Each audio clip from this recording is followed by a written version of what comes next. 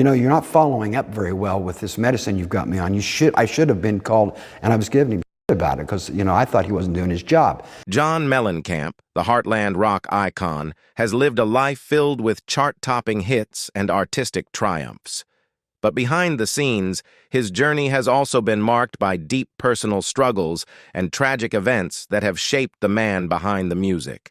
From battles with health issues to painful relationships and profound losses, these lesser-known aspects of Mellencamp's life have been mysteriously hidden. Join us to explore the tragedies inside his life. You might not know this, but John Mellencamp has a personal history marked by an early and life-threatening medical challenge. His battle began shortly after his birth in 1951 when he was diagnosed with spina bifida, a serious congenital defect where the spinal column fails to close completely, leaving a vulnerable opening. Spina bifida can result in various complications, including nerve damage and severe disability. In the early 1950s, the prognosis for infants born with this condition was grim. However, Mellencamp's story took a turn for the better due to a pioneering surgical procedure. The young Mellencamp underwent critical surgery, a procedure that was quite novel at the time. This operation was among the first of its kind, aimed at closing the spinal defect and preventing further complications. In a 2014 interview with CBS This Morning, Mellencamp recounted his early years and the surgery that saved his life. He shared a poignant moment from his childhood when a peer noticed a large scar on his neck, prompting Mellencamp to question his parents about its origin. His parents downplayed the scar, explaining it as a routine operation, but Mellencamp later learned of the surgery's significance. The procedure that Mellencamp underwent was a groundbreaking medical intervention for its time. The operation was performed at Riley Children's Hospital in Indianapolis by Dr. Robert Heimberger and his team. Mellencamp later met Dr. Heimberger in 2014, who recalled the operation with notable historical significance. Dr. Heimberger remembered that Mellencamp's surgery was the first spina bifida procedure of its kind that he had ever performed. The new surgical technique offered a glimmer of hope in a field where success rates were previously disheartening. Mellencamp's surgical case was one of 3 that Dr. Heimberger and his associates undertook at Riley Children's Hospital. Tragically, the outcomes for the other 2 infants were not as hopeful. One of the babies died on the operating table, while another girl survived only until the age of 14 before succumbing to complications. Mellencamp, however, defied the odds and went on to live a full and successful life. John Mellencamp's music is deeply rooted in the experiences of working-class Americans, a reflection of his upbringing and the social dynamics of his hometown, Seymour, Indiana. His songs often embody the struggles and aspirations of ordinary individuals, portraying them as resilient underdogs striving to achieve their dreams. This perspective is not merely artistic, it's a narrative shaped by Mellencamp's own life and family history. Mellencamp's father, Richard Mellencamp, was a quintessential figure of the working-class struggle. His introduction to Mellencamp's mother came under rather dramatic circumstances. According to a 2010 interview with the New York Times, Richard and his brother Joe were involved in a physical altercation, retaliating against a group of men who had previously attacked Richard. This violent episode was emblematic of the turbulent environment Richard and his family navigated, a reflection of their broader social standing. Seymour, Indiana, where Mellencamp grew up, was characterized by a stark class divide. Mellencamp described a rigid, petty small-town class system where the societal hierarchy was entrenched. At the top were individuals who had accumulated wealth during the Industrial Revolution, while the rest, including Mellencamp's family, were predominantly farmers or laborers. This class divide was not just a social observation, but a lived reality for Mellencamp and his relatives. The Mellencamp family history reflects a persistent struggle against societal limitations. Mellencamp's great-great-grandfather, Johann Heinrich Mellencamp, emigrated from Germany to Indiana in 1851 and started a family farm. However, the family's fortunes took a downturn, and the farm had to be sold. This economic hardship had long-lasting effects on Mellencamp's family lineage. His grandfather, Harry Perry Mellencamp, was forced to leave school in the 3rd grade to work as a carpenter, highlighting the limited educational and economic opportunities available to him. The social challenges faced by Mellencamp's family were further exemplified when Harry Perry Mellencamp attempted to register to vote. According to Mellencamp, a clerk ridiculed him and his name, underscoring the deep-seated prejudice and classism prevalent in their community.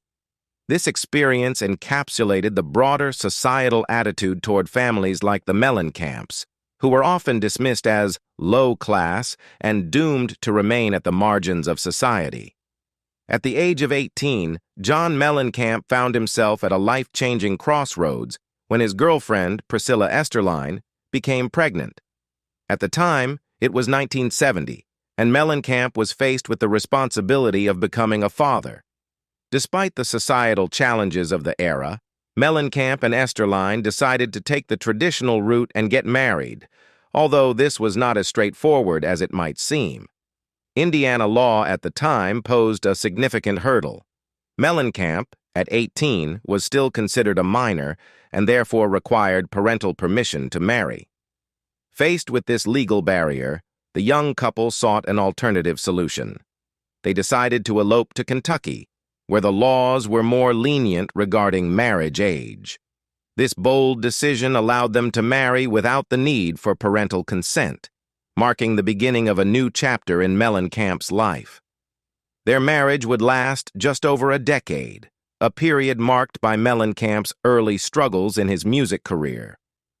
The 1970s were a time of trial and error for Mellencamp as he navigated the often unforgiving music industry. He faced numerous challenges, including early career hurdles, stumbles, and dead ends. Despite these difficulties, Mellencamp persisted, honing his craft and gradually making a name for himself in the industry. His marriage to Esterline provided him with some stability during these tumultuous years, but it was not destined to last. As Mellencamp's career began to gain momentum, his personal life took a dramatic turn. While visiting a friend's house, he came across a photograph of a professional TV extra named Vicky Granucci. Something about the image captivated him, and Mellencamp quickly found himself infatuated with Granucci, despite never having met her in person. This instant attraction led to a significant shift in his life. Mellencamp's feelings for Granucci were strong enough that he and Esterline decided to end their marriage. It was a difficult decision, given their history and the fact that they shared a child, but Mellencamp felt compelled to follow his heart. Shortly after his divorce from Esterline, Mellencamp married Vicky Granucci, solidifying their relationship and marking the start of a new phase in his personal life. Their relationship was characterized by what Mellencamp described as fantastic chemistry. This chemistry was so potent that it became a defining aspect of their relationship. 2 months after they made their marriage official, their first daughter, Teddy Jo Mellencamp, was born. The birth of Teddy Jo brought a new dimension to Mellencamp's life, as he embraced fatherhood once again, this time in the context of a new marriage. Granucci would go on to play a notable role in Mellencamp's career as well. She starred as Diane in Mellencamp's iconic music video for Jack and Diane, a song that would become one of his biggest hits. The video, with Granucci's appearance, helped solidify Mellencamp's image as an artist deeply connected to the heartland of America, and it remains one of the most memorable music videos of the era. Teddy Jo Mellencamp, born into this unique and somewhat turbulent family dynamic, would eventually find her own place in the spotlight. As she grew up, she became a public figure in her own right, best known for her role as a cast member on the popular reality TV show, The Real Housewives of Beverly Hills. Teddy Jo's involvement in the show added another layer of fame to the Mellencamp family name, connecting the legacy of her father's music career with the modern world of reality television. John Mellencamp's romantic life reads like a saga of passion, artistic inspiration, and heartbreak, with each chapter bringing a new muse into his world. After 2 marriages, Mellencamp once again found himself captivated by a woman, leading to the repetition of a familiar pattern. He fell in love, left his current wife, and married the new object of his affection. This time the woman was Elaine, a striking model whose image graced the cover of his 1991 album, Whenever We Wanted. The connection between Mellencamp and Irwin was instant and intense. Just 10 weeks after their first meeting, they were engaged, signaling a whirlwind romance that took both of them by storm. Their relationship quickly transitioned into marriage in 1992, marking the beginning of what would become Mellencamp's third significant marriage. Irwin, like his previous partners, would soon become intertwined with his artistic work. She starred in the music video for his song Get a Leg Up, further cementing her role as both his muse and partner. This third marriage, however, was different in some respects. It lasted for almost 18 years, a considerable duration by any standard, particularly in the often turbulent world of celebrity relationships.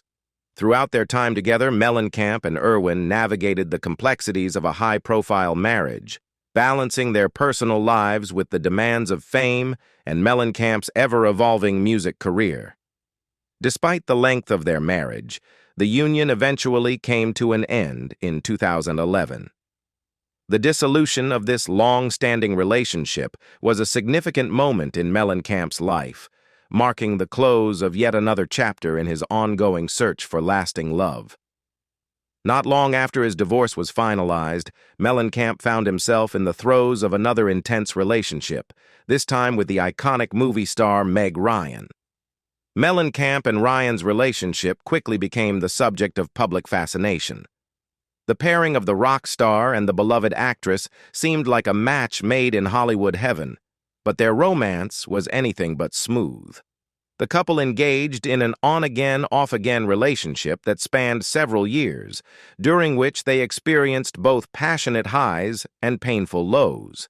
Mellencamp, known for his candidness, later reflected on the relationship during an appearance on Howard Stern's satellite radio show. "Oh, women hate me," he confessed, seemingly acknowledging the tumultuous nature of his romantic life. When discussing his feelings for Ryan, Mellencamp did not shy away from the deep impact she had on him. "I loved Meg Ryan.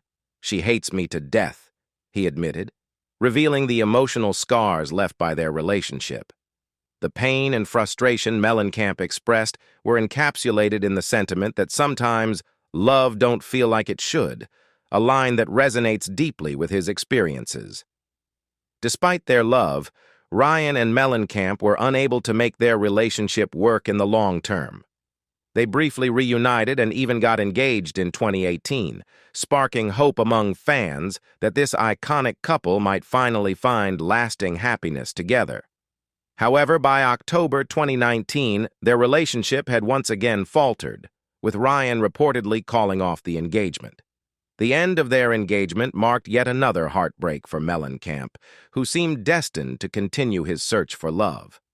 Following his split from Ryan, Mellencamp entered into a relationship with Jamie Sue Sherrill, a well-known skincare expert famously referred to as Nurse Jamie.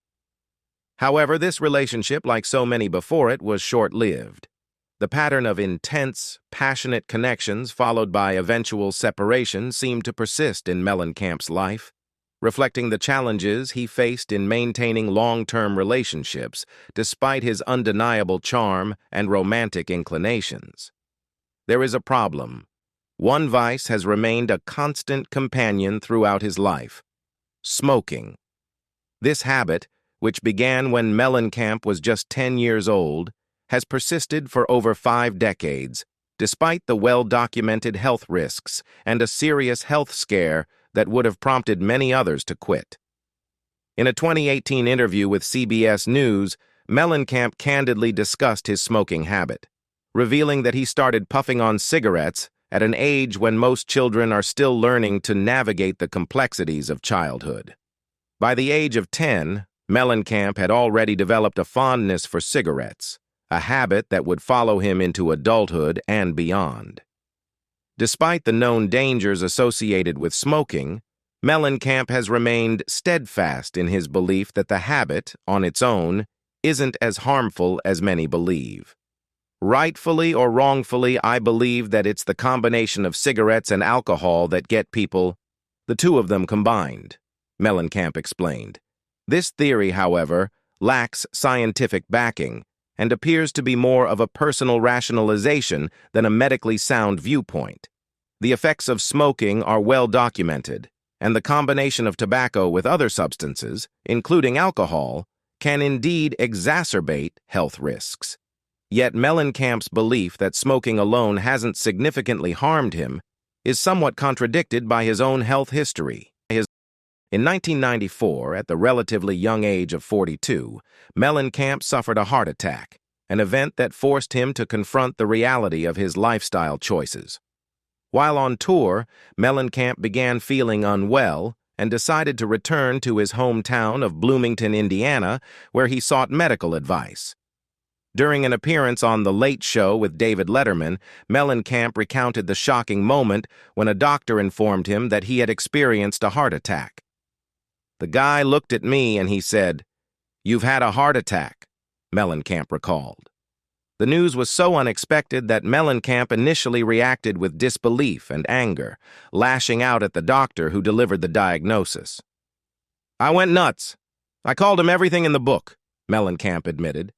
However, the doctor remained calm and unwavering in his assessment.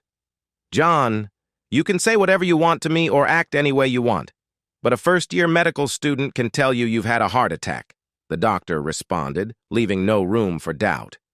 The heart attack was a wake-up call for Mellencamp, but it wasn't enough to convince him to quit smoking entirely.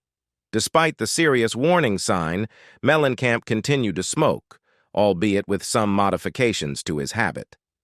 In a 1999 interview with the Georgia Straight via Ear of Newt, Mellencamp revealed that he had made an effort to cut back on his cigarette consumption. Prior to his heart attack, he had been smoking an astonishing 4 packs of cigarettes a day, a level of consumption that would be alarming by any standard. After the heart attack, Mellencamp managed to reduce his smoking to 1 pack a day, a significant decrease, but still a considerable amount for someone who had already suffered a major cardiac event. Mellencamp's decision to continue smoking, even in a reduced capacity, speaks to the deep hold that the habit has on him. Smoking is notoriously difficult to quit, and for someone like Mellencamp, who has been smoking since childhood, the physical and psychological dependence can be incredibly strong. Despite the health risks and the undeniable impact that smoking has had on his life, Mellencamp has remained attached to the habit, suggesting that it may serve as a source of comfort or familiarity in an otherwise turbulent life. We all know that his music often echoes themes of defiance and standing up against the powers that be, as epitomized in his hit song, Authority Song, where he belts out the line, "I fight authority, authority always wins." This attitude isn't just a part of his stage act, it's ingrained in his image, and it's something that appears to have been passed down to his sons, Hud and Spec Mellencamp. Hud and Spec, Mellencamp's 2 sons from his 3rd marriage to model Elaine Irwin, have lived out their father's defiant spirit in their own lives, sometimes with less than ideal consequences. The Mellencamp boys, who grew up with a rock star father known for his hard-edged music and rebellious streak, have found themselves in situations that seem to mirror the very themes their father sings about. One of the most notable incidents occurred in the early hours of July 16, 2017, when Hud and Spec got into a physical altercation in the parking lot of a Jimmy John's sandwich shop in Bloomington, Indiana. The incident quickly escalated from a verbal exchange to a physical fight. According to the police report obtained by IndyStar, the trouble began when a small group of men started mouthing off to the Mellencamp brothers. What could have been a simple exchange of words quickly turned into a full-blown brawl. As tensions rose, the situation spiraled out of control. Hud Mellencamp reported that someone hit him, while Spec Mellencamp was found with blood on his face when the police arrived on the scene. The fight had clearly gotten out of hand, and the arrival of law enforcement only added to the drama. The scene in the parking lot that night was one of chaos, with the rock star's sons embroiled in a situation that could easily have been avoided, but instead played out like a scene from one of their father's songs. The incident did not go unnoticed by the authorities. Spec Mellencamp was later charged and sentenced to community service and probation after pleading guilty to a count of public intoxication. This run-in with the law was not an isolated event for the Mellencamp brothers. In fact, it was just the latest in a series of encounters with the police that seemed to paint a picture of a pair of young men who, like their father, weren't afraid to push boundaries and defy authority. Just a few years earlier, in 2015, Spec Mellencamp had served 4 days in jail for a misdemeanor battery charge stemming from an incident in 2013. During that altercation, Spec and HUD allegedly attacked a teenager they believed had hit Spec. The situation was serious enough to lead to legal repercussions, with Spec ultimately serving time behind bars. The incident added to the Mellencamp brothers' growing reputation as troublemakers, or at the very least, as young men who seemed to find themselves in difficult situations more often than most. John Mellencamp may be the most famous member of his family, having carved out a legendary career in rock music, but he wasn't the only Mellencamp to make a significant impact in the industry. His younger brother, Ted Mellencamp, also left an indelible mark on the music world, particularly during the 1980s, a decade that saw the rise of major rock acts that defined an era. While John was in the spotlight, crafting and performing hits that resonated with millions, Ted worked behind the scenes, playing a crucial role in the success of both his brother's career and the careers of other iconic bands. Before finding his place in the music industry, Ted Mellencamp spent much of the 1970s working as a journeyman electrician. This was a period of hard, honest work for Ted, far removed from the glitz and glamour of the music world that his brother would soon enter. However, as John's career began to take off around 1980, Ted's life took a dramatic turn. He received a call that would change the trajectory of his professional life, an invitation to join John on the road as his tour manager. At the time, John Mellencamp was just beginning to find his footing as a rock star. His earlier attempts to break into the music industry had been met with limited success, but by the early 1980s, with hits like I Need a Lover and Jack and Diane, he was rapidly gaining momentum. As John's star rose, the demands of life on the road increased, and Ted stepped in to manage the logistical and operational aspects of touring. This was no small task. The life of a touring rock band involves complex coordination, from scheduling and transportation to ensuring the band and crew are well taken care of. Ted's background as an electrician likely equipped him with the problem-solving skills and work ethic necessary to handle the many challenges that come with managing a major rock tour.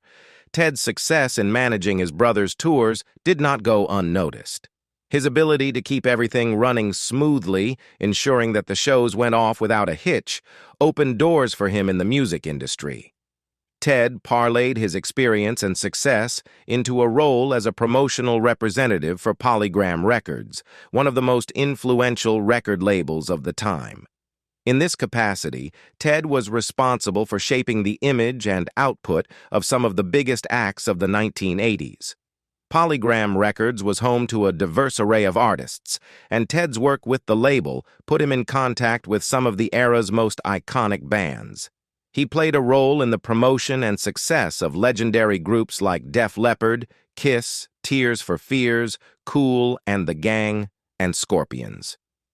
These bands were not only commercially successful but also left a lasting cultural impact, helping to define the sound and style of the 1980s.